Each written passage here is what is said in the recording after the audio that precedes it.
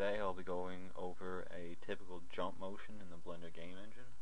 It'll look like most games jump motion, Half-Life 2, Counter-Strike, that kind of thing.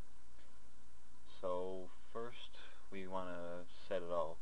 All I'm going to do is have a surface in our cube. So a plane, and I'm going to scale that to 10, and I'm going to move our cube up, and this is just going to be our basic setup. Look at it from about here. So first select the floor and come down to game logic. Now I know this video is probably going to be pretty pixelated by the time it's done because my computer's not very good.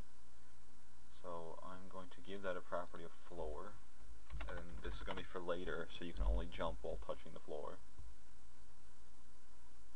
Now select your cube, come down here, just giving it a second to depixelate, set it to dynamic so that we can use servo actuators. We're going to add a keyboard sensor for space, because that's usually what's used to jump. Then we're going to call it space. We're going to add also a collision sensor for floor, so you can only jump while you're touching the floor. Floor. We're going to add an AND controller and connect that to both, so it can only happen while both are true. Then we're going to add a state controller, and that's going to add the second state and connect them. There's a reason you got to switch between two states, but that's just in this method. There might be a better method, I don't know. So in the second one, we're going to use an expression controller. Now I don't know how many people know a whole lot about expression controllers, but you can read up on them on tutorials for blender3d.com. Basically what I'm going to do now is set up the expression so that it'll only let positive pulses through while space equals true. So it will only let pulses through while the spacebar's sensor is positive, so when space is being held down basically. But it won't actually create any positive pulses, so we're going to have an always sensor and connect that there too. So as long as spacebar is being held, the positive pulse is getting through.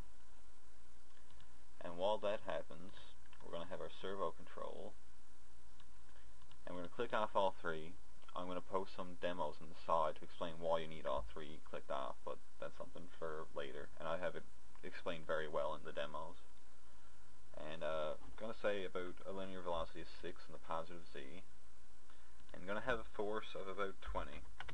Always remember when working with the z-axis that you have gravity pushing down with 9.8 newtons per kilogram, and this has a mass of 1, so it's pushing down with 9.8.